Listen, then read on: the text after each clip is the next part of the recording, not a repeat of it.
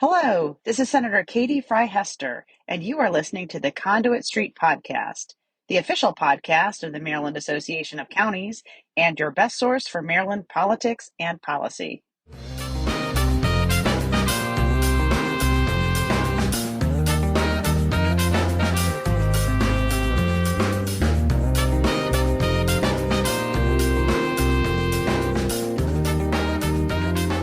Hello and welcome to the Conduit Street Podcast. This is Michael Sanderson, taking the microphone once again to kick things off for this week.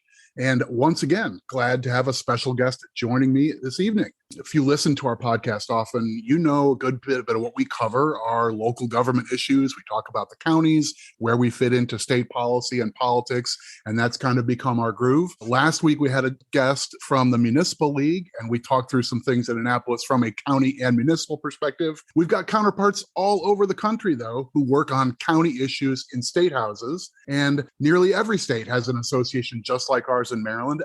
I'm glad to have my friend and my counterpart from the Association of Minnesota Counties, Julie Ring. Julie, thanks very much for joining us on the Conduit Street Podcast. I'm looking forward to chatting with you, Michael. Julie, I'm glad to have you. And I feel like our states have a lot of similarities and probably a number of differences. You're probably in a colder temperature circumstance than we are right at the moment. Although Maryland has been a little weird. We went back and forth with cold and hot over like 48 hours recently, but ordinarily we're different in that regard. But I think in some sort of demographics and nuts and boltsy ways, our two jurisdictions are similar. So in addition to knowing you'd be good company for this conversation, I thought this would be interesting to chat a little bit. So thanks for joining us. Tell our listeners, our folks are mostly in and around Maryland, but a lot of people who are interested in state and local politics and policy. Tell us about you and your association and what you do in the state capital up in Minnesota. Sure. Well, if nothing else, we are part of the exclusive group of states that begin with the letter M. So we have that in common. And in Minnesota, we have at the county level a whole host of responsibilities. So we're always busy at our state capital working on public policy that affects local government. Our association has a number of policy analysts that cross all those issue areas, and we are actively engaged in our session right now. So when does your session run? Ours is 90 days from sort of the second week of January to the second week of April, thereabouts. Are you on a similar schedule? We're longer. We start early January and we constitutionally have to end by the third week in May. And in my 20 years of working in this business, we've never been done before that. Okay. So yeah, our circumstance in Maryland is we literally circle the 90th day as like a big ceremonial thing. They throw confetti and all this kind of stuff at midnight at the end of the 90th day. And it's honestly, it's like an exercise in preserving mental health because everybody who's involved in the legislative process, like you get really, really into it and it's all consuming and very time intensive, but everybody's sort of like counting backwards, 38 days to go, 31 days to go, 9 days to go and stuff. And then the last day is just bananas and stuff. So yeah, ours, that third Monday in May is the same thing. In fact, our group of lobbyists that we work with, we have betting pools on the time of adjournment. And they are now getting into the like degrees of seconds because they have to be done by midnight. So the question is like, how close to midnight can they go? And in the last decade, they've gone until midnight. So it sounds like we're similarly situated. So I think you and I, with our career path, are a little similarly situated also. So tell us about how you got to be in the role you are with your association. You worked on policy and so forth on your way up. So talk a little bit about that. Yeah, so I've been with our state association for nearly 20 years now, and I'll be celebrating my 10th anniversary as our executive director this year.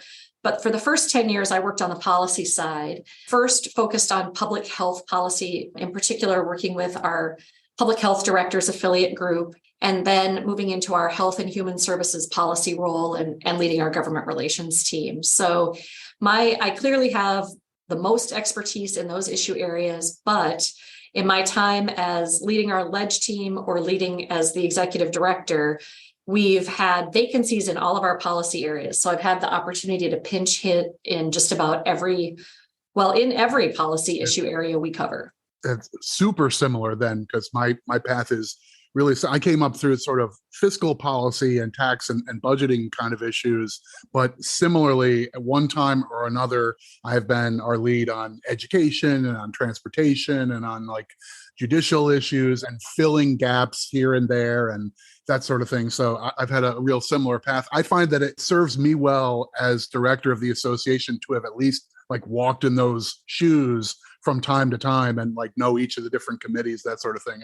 It seems like it's a nice little card to carry around. Yeah, absolutely. Like, you hear all the time, knowledge is a mile wide and an inch deep. And I think that's really important in the kind of work we do in general, because local government has a lot of responsibilities, and at least being conversant in all of them is useful, sometimes dangerous. I always say I know just enough to be dangerous, so let me go back and consult the experts. But it does give me a good sense, I think, of the robust amount of work that our county governments have to do, having sat in each of those issue areas. It sounds to me, and this is one of the reasons I thought that talking to Minnesota would be useful for our Maryland residents. Here in Maryland, the county governments are, for lots and lots of our residents, really full service local governments. The majority of Maryland residents don't live in an incorporated city or town. And so basically top to bottom local government services are through their county. We're probably way to one end of the spectrum there. But as I understand it, Minnesota counties are basically full service local governments too. You complement the work of your cities and towns. But it sounds like you already mentioned health policy. Some of our counterparts from other states don't have much to do in health policy. Both of our states are pretty engaged there. Fair? Yeah. We have the whole gamut of government service. We serve as the administrative arm of the state for literally every area of government except for education. So we're the Medicaid authority. We are the mental health authority, roads, bridges, ditches, libraries, Right. jails, planning and zoning. We have work in all of those. We have robust cities as well. And I would say in Minnesota, people probably first identify with their city before their county, but counties do different things than cities. And we do a lot more of that delivery of what would be thought of as state policy service to our residents, particularly, like you said, health, human services, mental health. Cities tend to be a little more narrowly focused in Minnesota. Okay. I think there are differences there, but the similarities are really strong.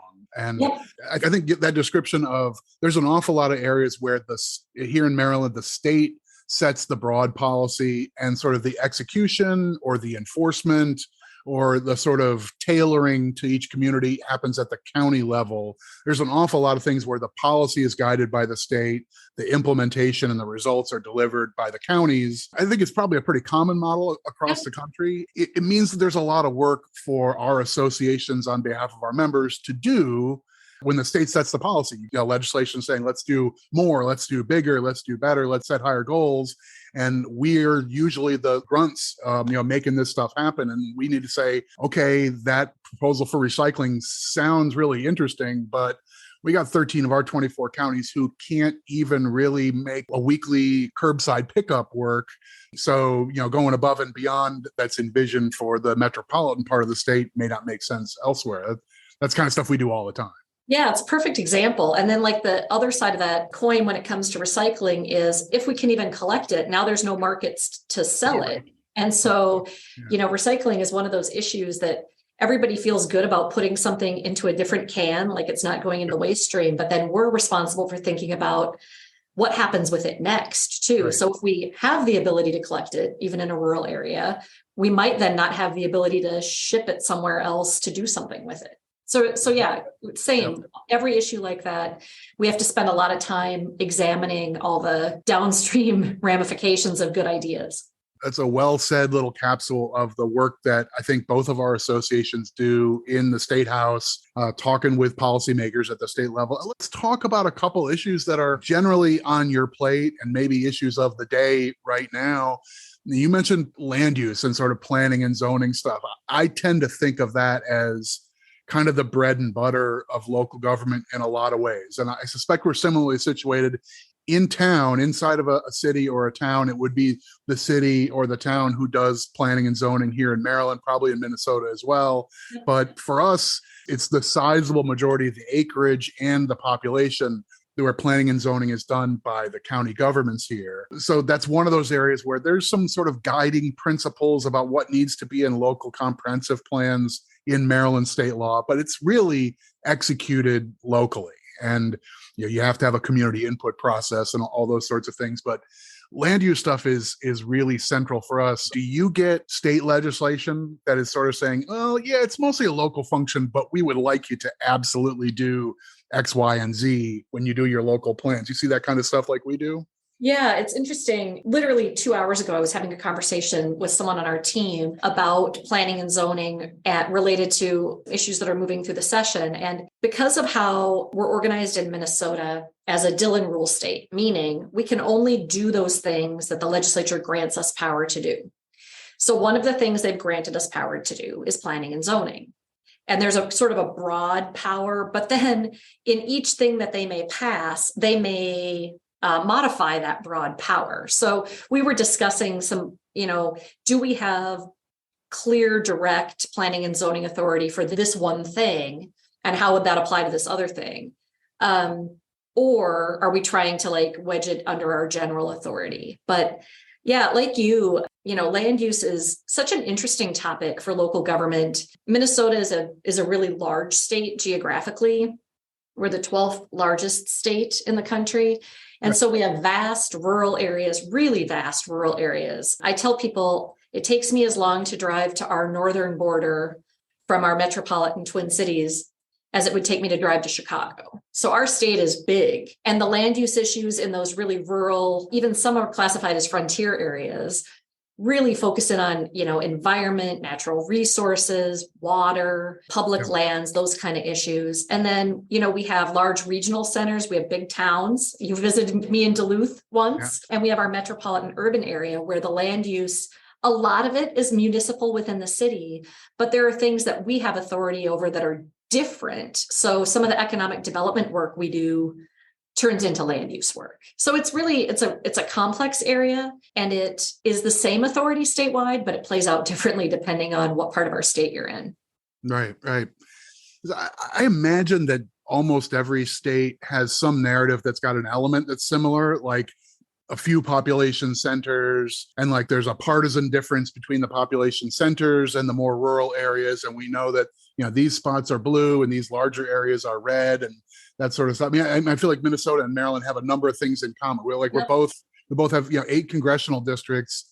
Yours are spread out over an enormously large state relative to us, where we're kind of tiny, but we both get to use, I bet you do the same thing that I do. Whenever I see a federal distribution of funds and they're doing $20 billion on something or another, I do a 2% rule awfully quick off the top, because we're just about the average size state in population. And so we figure, okay, 2 cents on the dollar comes back to Maryland to start with. And sometimes things are different in one way or another, but I suspect you do the same sort of thing, right? Your 8 districts are, I suspect, geographically much larger than ours. We could probably fit, 7 or 8 Marylands inside of the square footage of Minnesota, I'm sure. Well, and our districts are so different because of our geography, and yours would be too, because you have more metropolitan areas. But, we have 2 of our districts cover the vast majority of the geography. And then the others are all clustered in the suburbs and metropolitan areas. So the district, I live in St. Paul, which is where our state capital is. I live in a suburb of St. Paul, and my congressional district that I live in is actually relatively small comparatively. But the 8th district is basically a little bit north of our metropolitan area, all the way up to Canada. Oh my goodness. From border to border. So we can probably throw 3 or 4 of the entire state of Maryland into one congressional district. I bet you that's true. Yeah. Okay. It does sound like the land use stuff is heartbeat kind of issues for your local governments, like they are here. So I know here in Maryland, and if you look at headlines everywhere, we're seeing stuff with the housing market, residential housing, and concern over shortages for affordable or accessible workforce housing in our built up areas, but also in other parts of the state. I mean, the challenge is different place by place. But I don't think there's any part of our state that feels like, oh, no, not a problem here at all. Everybody's just Jake. So some of this probably lands in your downtown areas, but I imagine that the counties are feeling this as well. Affordable housing is something folks are talking about up there too. Absolutely. Yeah. And just like you characterized it, it's a statewide issue that plays out with a little different flavor in different places, but there's a lot, our counties are really unified over the need. In our metropolitan area, like any metropolitan area, housing costs are just through the roof, and there isn't good, affordable workforce market rate housing options. And so there's lots of discussion and debate over density development, how we solve that problem. But it's just as much an issue. And one of the leaders for us is a small town called Roseau, Minnesota, which is on the Canadian border, happens to have two big manufacturing plants, one of which is Polaris. They make what we call snowmobiles, and some people call snow machines.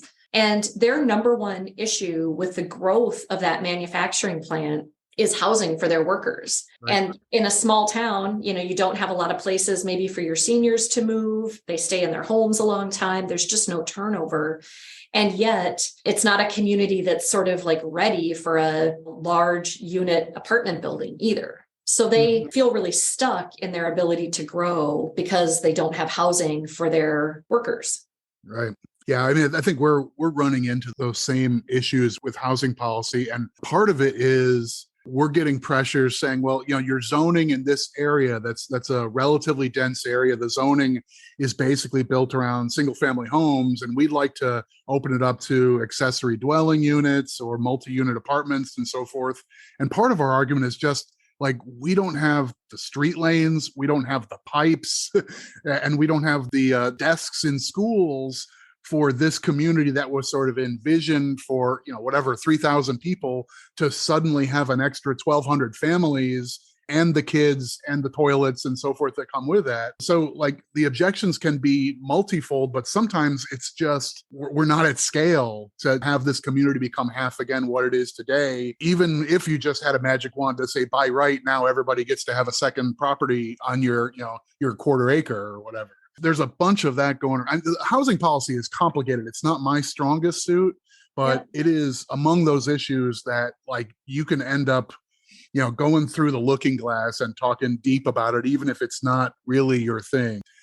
Let me ask you one thing we've got here, which I don't know if this is a national issue or if this is just us being lucky on the East Coast or whatnot, but one facet of our housing challenge has been sort of institutional investors seeing residential housing as a neat or productive investment. And if you put a single family home on the market in some parts of our state, the first bidders you get are from like some LLC that's parked out of Los Angeles or something like that. And it's clearly some sort of like investment group saying, well, we're looking to buy, 60,000 properties nationwide to have some big portfolio of residential real estate. We've even seen a bill in our state legislature to sort of have a cooling off period before you can sell your home to an outside investor. There's got to be like a 30-day window or something that to another owner-occupied purchaser. Is that ringing a bell with something that you've seen either in the metro area or elsewhere in Minnesota? Yeah, absolutely. We have it in kind of two ways. So we've seen the same thing with lots of LLCs buying up single family homes. And in the hot market we're in, that was driving prices up in such a huge way over the last 2 years. And it is something that in our case, our municipal league of cities is really leading the charge on trying to find ways to cope with that. But we see it primarily that investor buy-up is happening in our metropolitan area, but also in our recreational areas. We have what we call lake country up north. Minnesota is the land of 10,000 lakes. And I think we actually have quite a few more than that, but that's what's on our license plates. But up in the northern tier of our state, there's a ton of, privately owned cabins surrounding these beautiful, pristine lakes. And those are also being bought up by institutional investors in a way that then, is pricing everybody out of that market. Yeah. And so what used to be generational family properties are being sold off to outside interests. In some cases, then converted to short-term rentals, although we actually have some good controls on short-term rentals, and often then being used as long-term rental property rather than owner-occupied. Right. Yeah, it sounds really similar. We have a tiny little district in far western Maryland where there's one sizable man-made lake and a lot of folks are trying to get the Minnesota experience way over here close to the East Coast and by the Allegheny Mountains and so forth. But we have the same sort of thing in areas in the beach area and sort of, downtown areas and so forth. It's an interesting facet. I guess like another piece of this that's new over the last decade or two is Airbnb and this idea of, well, I own my property, but I'm going to actually kind of rent out pieces of it, or at certain times I'll just rent out the whole thing. These different facilitators who have made that into a very viable enterprise. Lots of building owners. We're seeing buildings get bought or be built specifically to go to short-term rental, like build for Airbnb, which I don't know, 10 years ago, it never would have occurred to me that this would be a thing, but it's definitely a thing now. Yeah, I feel really grateful because it was probably more than 10 years ago because I was still working in public health policy. And in Minnesota, local public health regulates food, beverage, and lodging establishments. So lodging establishments. Mm-hmm. And so I was working probably 15 years ago on legislation that would give local government more control over short-term rentals. I think even before the era of Airbnb, but VRBO was kind of a thing. It wasn't as organized an online marketplace. And so we were able to achieve some pretty significant local government control over that market, up to and including local jurisdictions being able to outright ban short-term rentals. We're allowed to license them. We're allowed to zone them into certain areas. We're actually allowed to classify them as lodging and inspect and manage them in that way. And so Airbnb, I mean, they're certainly in our marketplace, but some of our communities in the metro area have just fully banned short-term rentals. And it's a constant tension point in our recreational areas where, of course, local homeowners might want someone to help them with the cost of their mortgage for that second home and want to be able to rent it out, to family and friends or using those mechanisms. But we, I don't know that we could pass the law in Minnesota that we passed 10 years ago now, because there's just so many more interested entities that weren't here then. Right. But maybe the laws got set up for the old school B&B before the world turned into Airbnb is everybody's doing a thing now. But the idea of like the small scale restaurant and food service place on site where you have 6 rooms for rent felt like something that it's enough like a hotel that the local governments ought to be able to sort of guide and contour where they go and that sort of thing. Yeah. I think we're different in that spot. I don't want to drag this out too much, but Maryland, we're in something of a limbo on to what degree we have sort of regulatory authority. And we're in this weird spot with those companies where it's sort of like taxation through litigation, that if you get backed up for enough time with enough companies, then you take them to court and then you settle for 4 years with a non-disclosure agreement and you get a bag of what should have been tax revenues. It's a weird, convoluted situation. So. Well, it's just one of the many challenging parts of land use regulation, really at its core.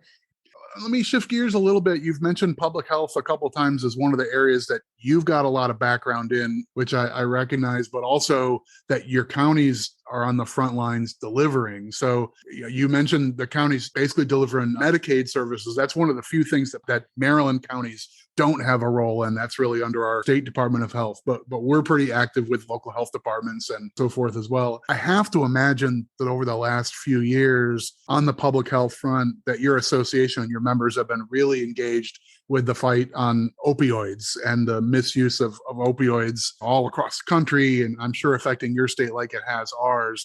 That's something you all have been hip deep on like we have, I imagine.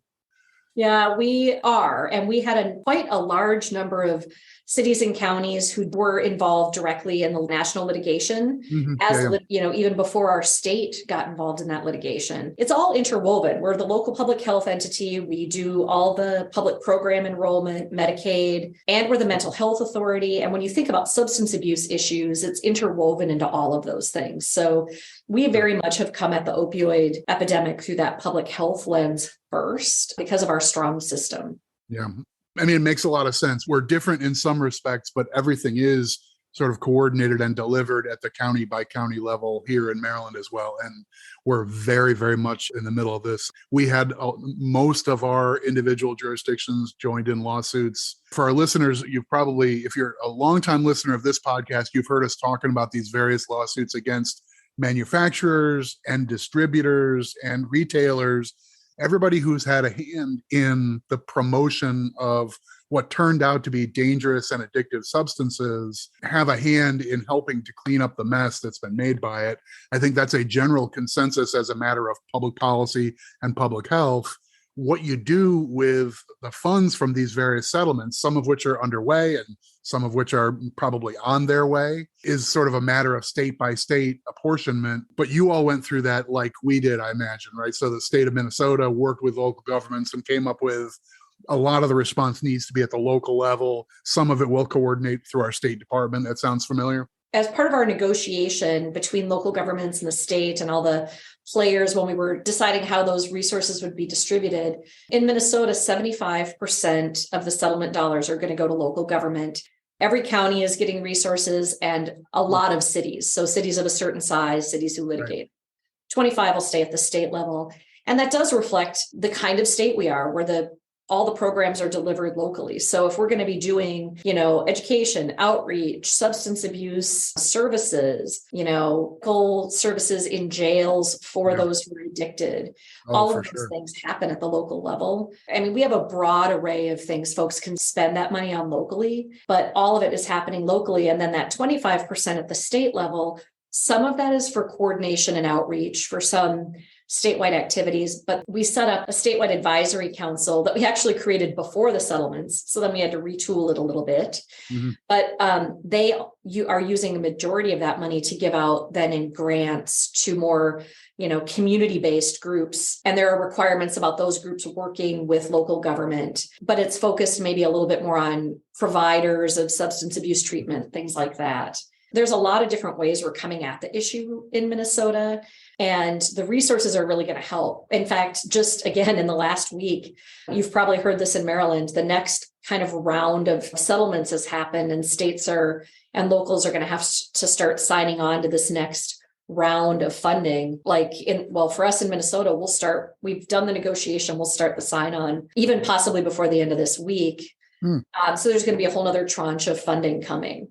Well, I hate to play the misery is company card, but along the way in talking about the challenges you're facing, you're ticking off the same issues that we're facing here. And like our local jails are sadly just replete with people who are in our care, but who really need to be in a psychiatric facility, or they probably need to be in an inpatient substance abuse treatment facility, but the shortage of public or private beds for those kind of services were just short on places for people to stay. Yep. And sadly, there are folks in our local jails that everybody would agree they really needed better service than what we can provide at the local jail level.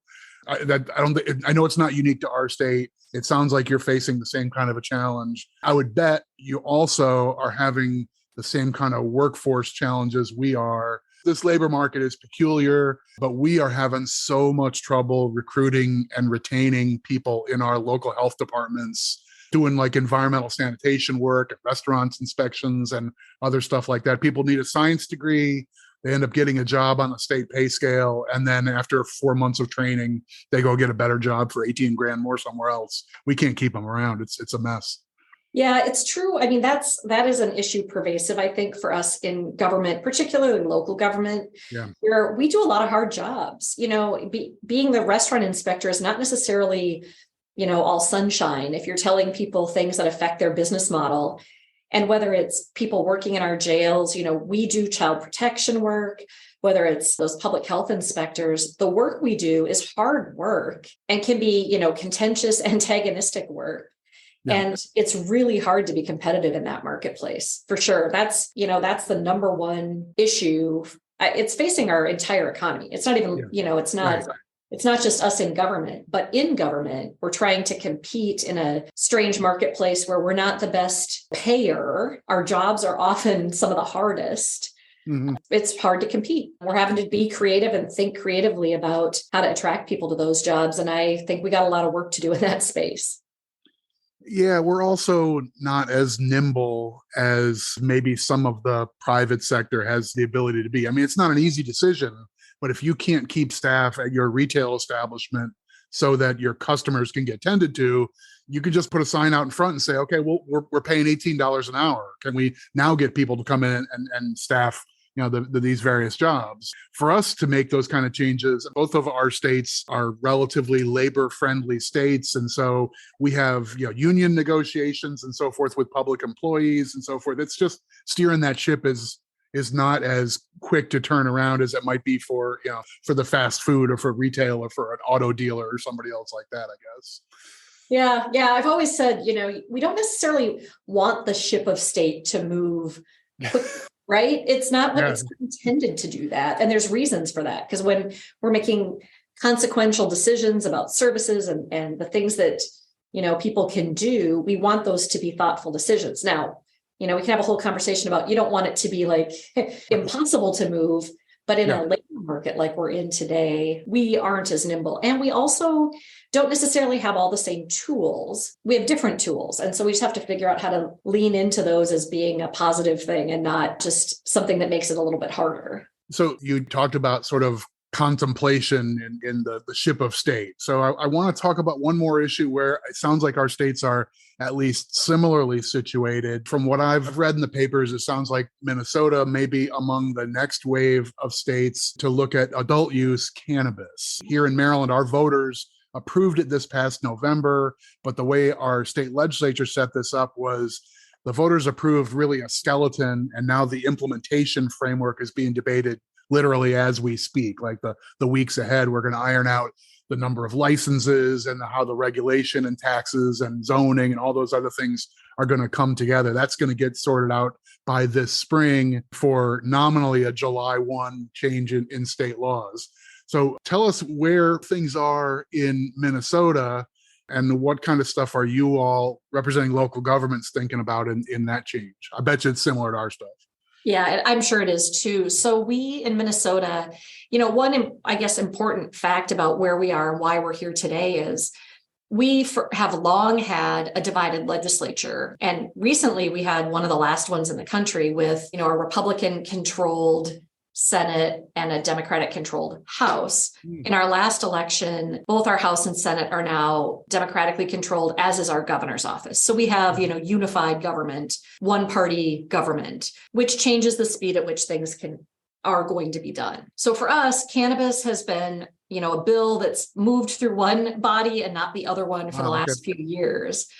And our association actually put together a policy work group back in 2019, learning from, our colleagues across the country, how those bills were starting to roll out in their states. We wanted to have a good sense of what the issues were that would impact county government. So we did a policy paper. We've done a deep dive into all the issues we learned from everybody around, taxation, planning and zoning, public health. It's a deep well, right?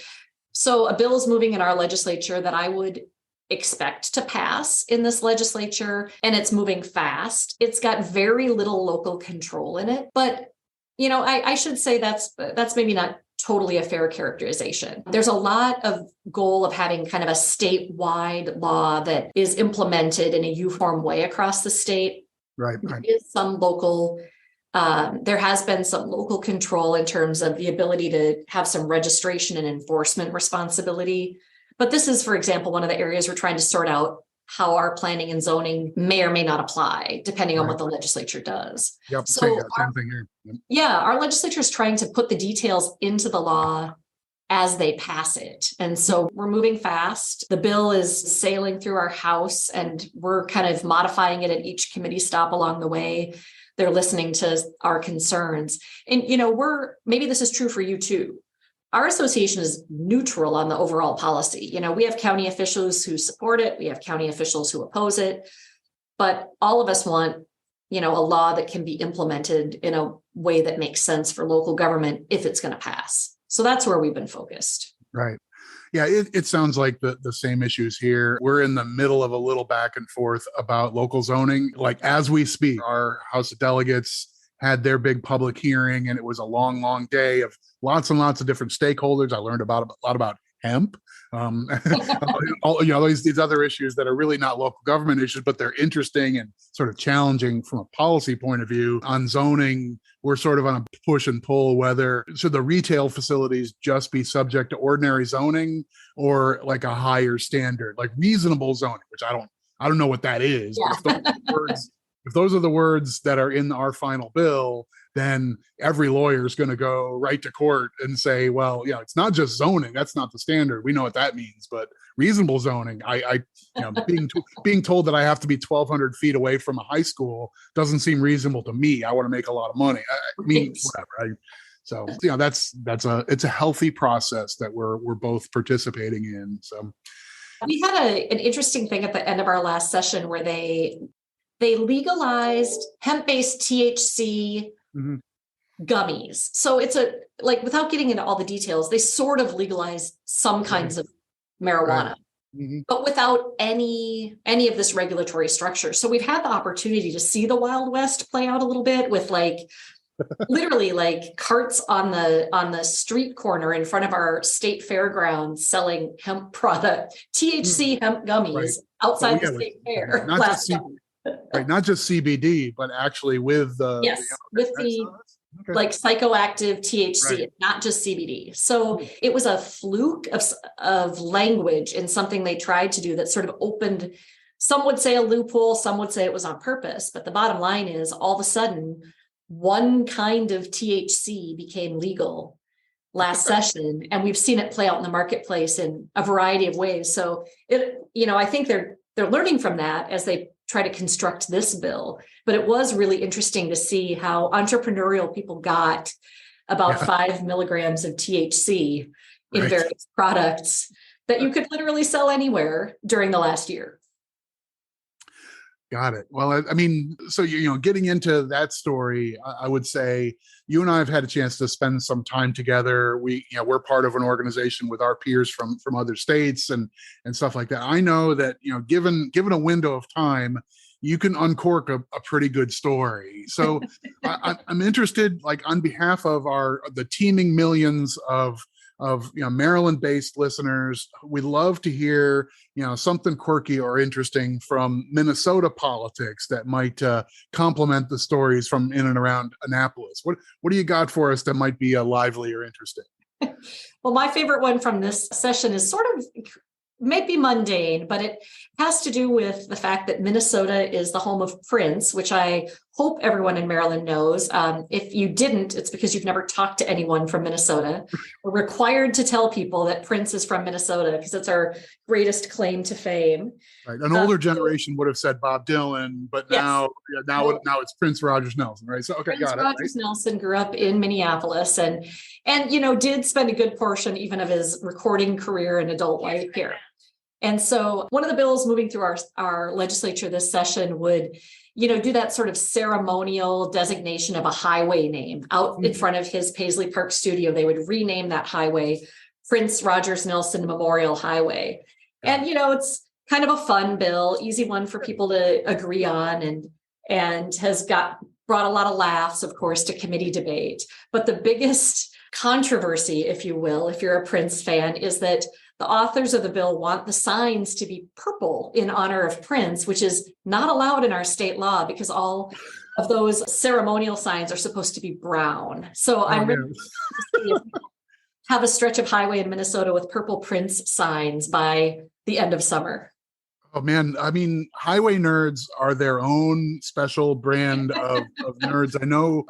We had a debate over what color paint should be used on a parking space for electric vehicles, and someone wanted it to be green paint in a bill. I mean, not just randomly one, but wanted to put in legislation that should be green paint. And we had people bringing their copy of some transportation manual that said, no, green, you can't do green for this. And I mean, it was like they were chapter and verse from the transportation manual. So I can just imagine the notion of a purple sign along a state highway would be like, this is a high order transgression to some folks. But I don't know. I want that sign to be purple personally. It's got to be purple. I mean, it would be wrong if it's not. So I hope that they're able to find some little, like, if they will create a way to have a special designation for all things Prince in Minnesota. You can't have it be anything but purple. If there's an exception to be had, this is it. Right? Yeah, I'm not sure. I'm not sure we've got anything that's super thrilling. Yeah, we've had a lot of change in Maryland, a new governor, and like all of our statewide elected officials just came through an election. A lot of turnover in our legislature, but a new attorney general and state comptroller, who's our elected tax collector, and so forth. So like everybody's new, at least to the roles that they're in. So that's the tumult in and around town. We've been getting some national attention for a state bill creating sort of like opening the door for a 4-day work week, not like 4 10-hour days, but encouraging businesses say, hey, we'll give you a little bit of a tax credit if you'll offer your employees the option to just work 4 days, but get all your work done. And that's been the sort of thing where, I mean, I don't know, like, the kids come to town and they want to create name a state dinosaur. And then the TV channel says that's what Maryland was talking about today. And people like us in the trenches who are for 11-hour hearings on cannabis or Medicaid or transportation or tax policy, we're like, oh my God, really? They're talking about the dinosaur bill? So Yep. Well, you got to have stuff that makes it worth laughing on the state house floor, and the things that, members of different political persuasions can get together and get behind. And if it takes a purple sign to unify us, I'm all for it. Right. I think that's a good one. So, all right. So I made a couple mentions that you and I are both part of a nationwide group. It's sort of under the umbrella of our National Association of Counties, but we're part of the National Conference of County Association Executives. So our counterparts from all the different jurisdictions, most of the states have a state association that represents county governments. Some of them are blessed with 2 or 3 or 4. There are a few jurisdictions that don't have really county governments at the level that we do up in the Northeast, but for the most part, we get to hang out with our friends from California and Texas and Florida and Nevada and all over the place. So you are a former president of that group. I think you sit as our past president at the moment. So any reflections on sort of working with that group? It's how I got to know you and how I knew you'd be a great guest for our pod.